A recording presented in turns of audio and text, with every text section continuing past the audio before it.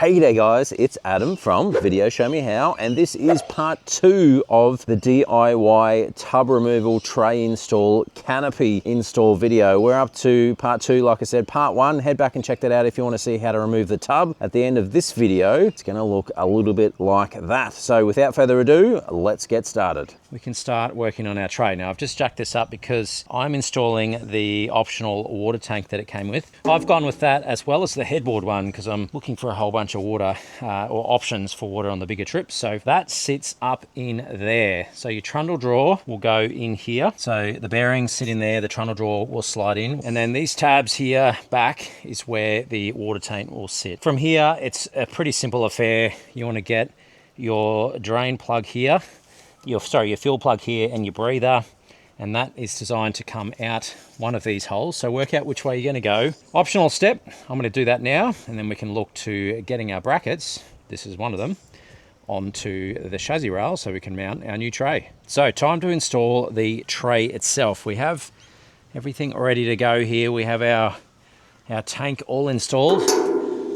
Keen to get this guy all plumbed. That will be in a future video, but from here we need to start getting our chassis ready, our nice brand new, well, maybe not brand new, but certainly much cleaner chassis ready to go to accept the new tray. So recommend getting your kit all laid out. Ultimately you're going to have, they're all big boy bolts. These little brackets here are going to be the ones that ultimately sit up on the sides that will accept the tray itself. You'll see that in a sec. You want to then get the rest of your bolts all ready to go, double washer and your nylock nut. So that's ready to go. Then these three here, these are all the same. So how this works, I'll do a demo on the front one here so you can get a bit of a view. They sit over where your factory tub points were. So one there, and one down the back there. Now I'll do this first one here and just bolt it up so you get a bit of an idea how this works. But ultimately, you've got your three big washers here. We have one on the bottom, one underneath as a bit of a sandwich, one on the top, and then one up underneath, all the way through like that, and then your nylock. Same story over on this side. What you want to make sure is that they are even Steven. So in our case with the D-MAX, we're going in the middle section, so we just need to make sure that on this side that we're into the same hole slot. So from here,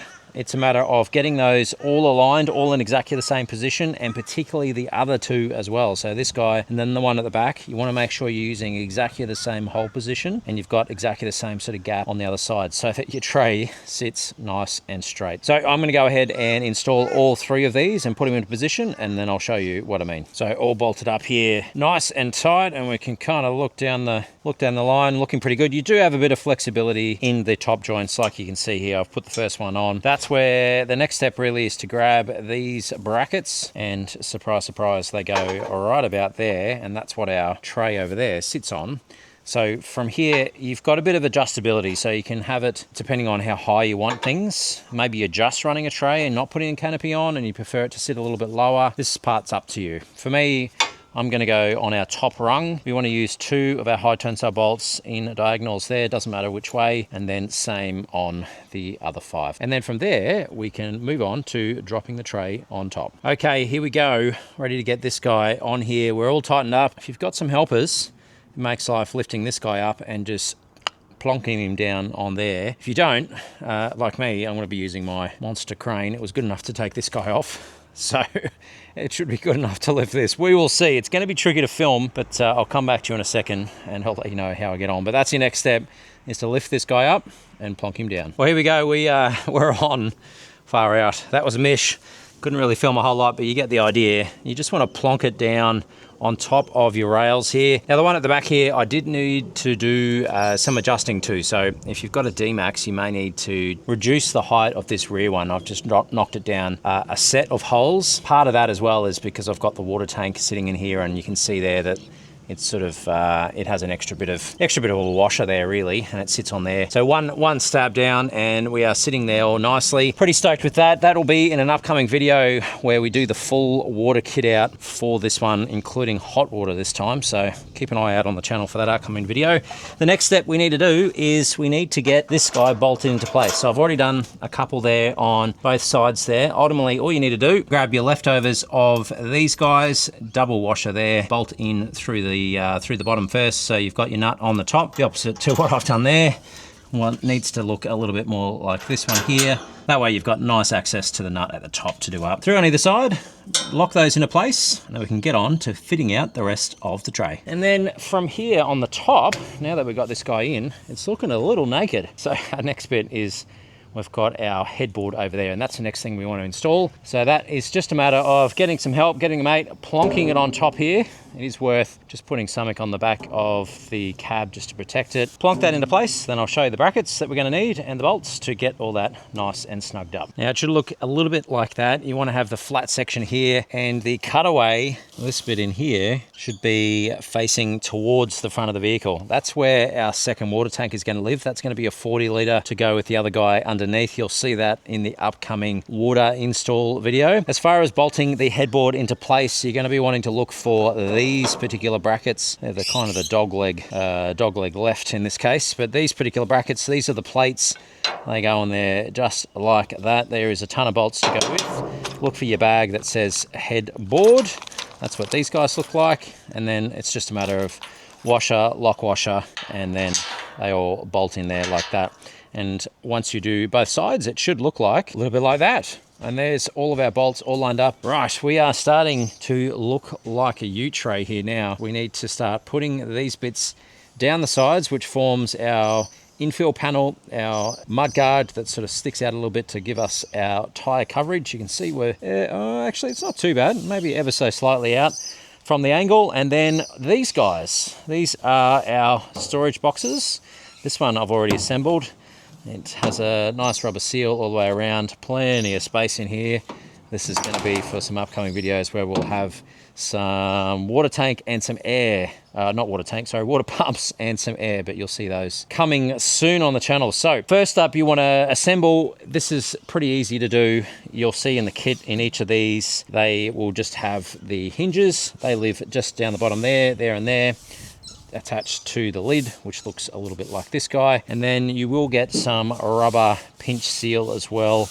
Once they're ready to go, get all of your remaining parts. It should be everything that's left. And here it is. This is the order. So infill, the one with the skinnier gap, that is the front section of the mudguard itself, and then over to the extra end of the mudguard. And this is the fatter bit. So you want the fatter bit at the back, because those three are where your mud flap goes, which should live about there somewhere to make sure you're nice and compliant. And then the final part with these extra couple of holes is where you bolt your toolbox to right on the end. And the toolbox should line up nicely to this little cutout here, so it's all sort of nice and lined up. As far as in installing them, it is dead simple. You just use the 10 mils. You should have a whole bunch of these guys in the kit. So you're just wanting to use your 10 mil bolts, washer in one side, washer on the other side with one of our lock nuts. And I'd recommend starting with the toolbox on the end here. It just makes life a whole lot easier to get access, because there's an extra little bracket that sits up the top here in your toolbox. That's this guy here.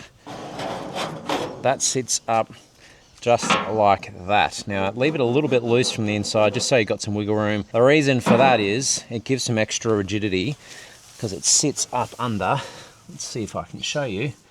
On the one I've done earlier, it sits up in here, so you can see how it sort of splits this cross beam here, and then it bolts straight through the top here. And there we go, all on. You can grab your lights and install those. They're pretty straightforward. Whether you want indicators on the outside or inside, it's up to you. Now, our next step is going to be underneath, because we need to start mapping out our wiring. Now, best bet is just to lay everything out just a little bit like this, because this is kind of the setup that you can start routing and plugging and zip tying and everything else, so that everything is all nice and secured up underneath your new tray. So this is the layout that you'll be looking to do. You'll need to make sure you extract your radar rears if you have them. Top tip is it actually gives you left-hand side and right-hand side on the housing itself. Once again, be super careful with those. Don't go bashing them around, because they're pretty fragile and they're expensive to replace. So what you'll need is you will need to get some radar sensor housings. These sit up there a little bit like that, and get your angle just right. There is no tow bar on here, you may notice. Keep an eye out for an upcoming video. We are sorting that right out. These two green ones, these are your number plate lights. So you want to route those so they're over here. We'll go through that in a sec. And just final thing to note when it comes to your parking sensors, in the parking sensor locations, there's one here, here, and the same on the other side. You can see there's a tiny little bit of leftover steel at the top and bottom to keep those in, just in case you weren't going to run them. Super simple, just get a big flathead, put it on that little section there with a big hammer and just bang, bang, and it will bang straight out. You will need some adapters if you are running a D-MAX. The hole size is a bit bigger than our actual radar sensor, but you can check out where you can get those on the website as well. And then back up the top here, our final step here is sort of going to be dependent on whether you decide to go for the trundle draw. Now I am going to, but you'll see that in part 2. I couldn't get it here in time. It is pretty straightforward. It's just a matter, if you are going to run trundle draw, just make sure that all of the little mounting points all the way along, that they're clear, because you're going to be running your brackets and bearings along there. So you want to make sure that there's no sort of wires being tucked up here, because it'll interfere with the trundle draw. That's going to go a straight shot down there. Can't wait for that. In the meantime, if you don't, you will get one of these little cover plates,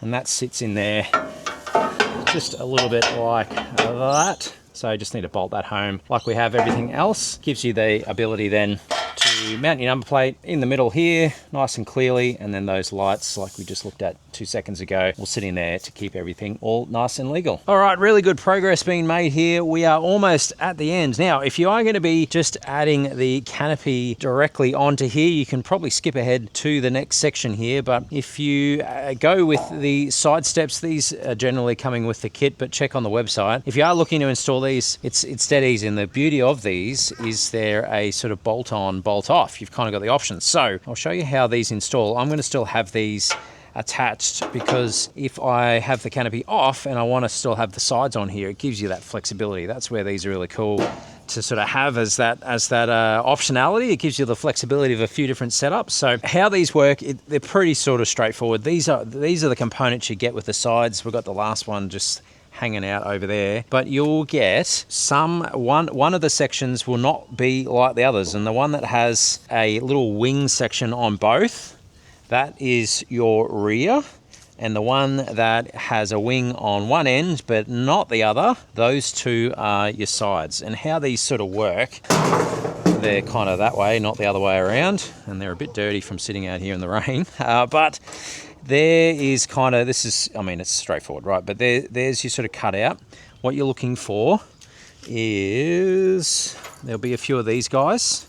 These are your little latches. So you just want to latch those on there just like that. Nut and bolt, and then that gives you the ability to have this guy latch on and tighten it down. I've already installed this one. There are 3 M8s, 1, 2, and 3 under there. So you just need to put those into place. Now once you've got these guys all installed and bolted up, then the next step is to grab these. Now you may have some tape around them like this one. That's just from the powder coating, so that these sections here stay nice and tidy.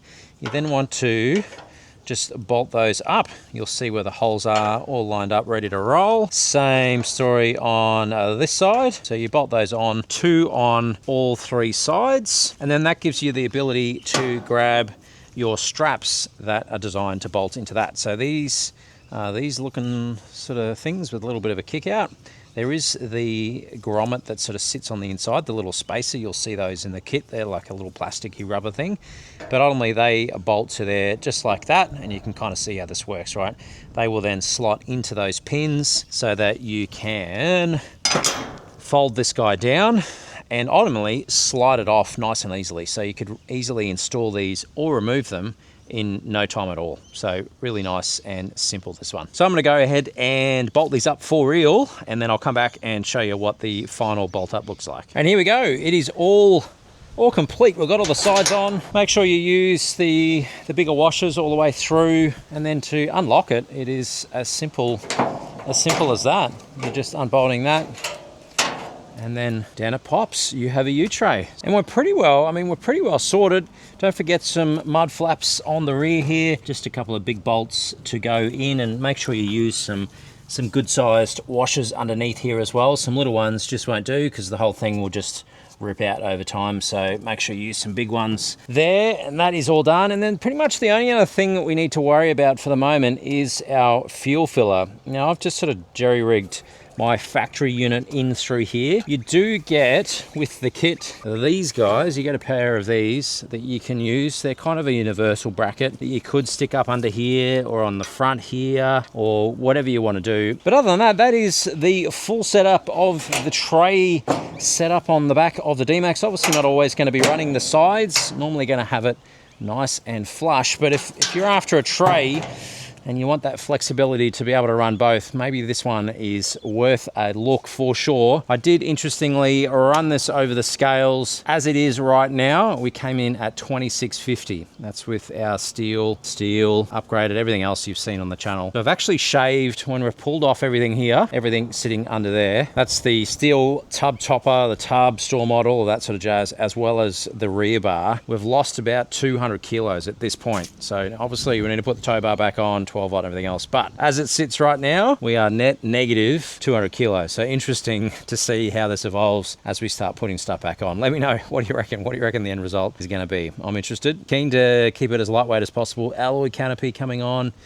I don't know. We'll see. If you're not subscribed to the channel already, make sure you click the button and do the thing, because the final build series is well underway. There is more parts sitting in there ready to go on. And then of course, we'll be plonking the full canopy on top. I can't wait. It's going to be color matched. We've got bits and pieces going on. I won't give you the full details away, but it is pretty cool. We've been working on it for a little while and it has lots of little upgrades in it all through it. So that is about it for this one, guys. As always, I hope you have an amazing day and I'll see you in the next video. Cheers, guys.